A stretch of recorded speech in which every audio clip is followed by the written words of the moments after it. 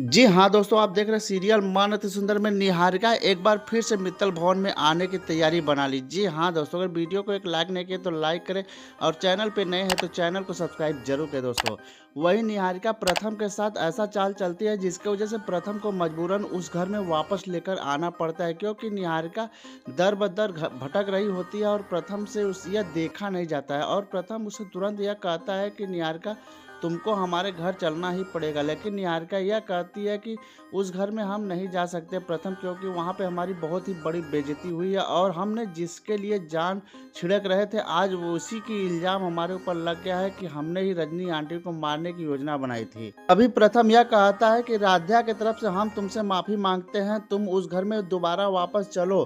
तभी निहारिका यह कहती है, अगर तुम इतना कह रहे हो तो हम चलने के लिए तैयार हो, लेकिन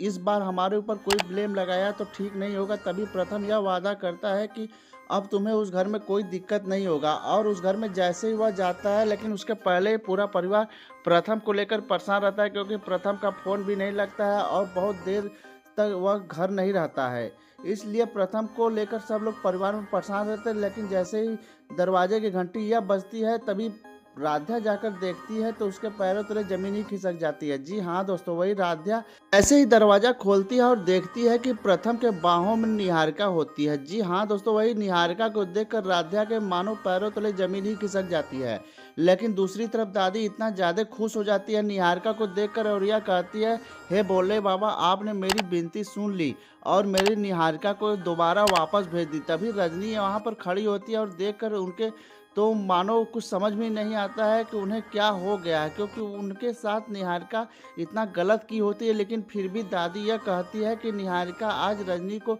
सही करने में बहुत बड़ा योगदान निहारिका का है, क्योंकि निहारिका नहीं, वह प्रोफेशनल नर्स लेकर आई थी जो बहुत ही सेवा कर रही थी रजनी की, और रजनी आज खड़ी है तो सिर्फ निहारिका के बदौलत। तभी राध्या कुछ कहने ही वाली होती है, लेकिन दादी इतना ज़्यादा गुस्सा हो जाती है राध्या पे कि कहती है, तुम तो चुप रहो, तुम्हारा बोलना यहाँ पे ठीक नहीं है और तुम कभी भी हमारे बीच में मत आना। तभी निहारिका को लेकर वह दादी चली जाती है अपने कमरे में और उसको आराम करने के लिए हिदायत दे देती है। उधर दूसरे तरफ परिवार में सब लोग परेशान रहते हैं कि निहारिका फिर से दोबारा इस घर में क्यों आ गई, क्योंकि इतनी बड़ी घटना हो जाने के बावजूद निहारिका यह कहकर गई थी कि हम दोबारा इस घर में वापस नहीं आएंगे, लेकिन फिर दोबारा यह आ गई। इसका मतलब राध्या साफ समझ गई थी कि इस बार निहारिका फिर से आई है कोई बड़ी षड्यंत्र रच कर, क्योंकि वह जान चाहती है कि हम और प्रथम सर हमेशा के लिए अलग हो जाए और हम इस घर से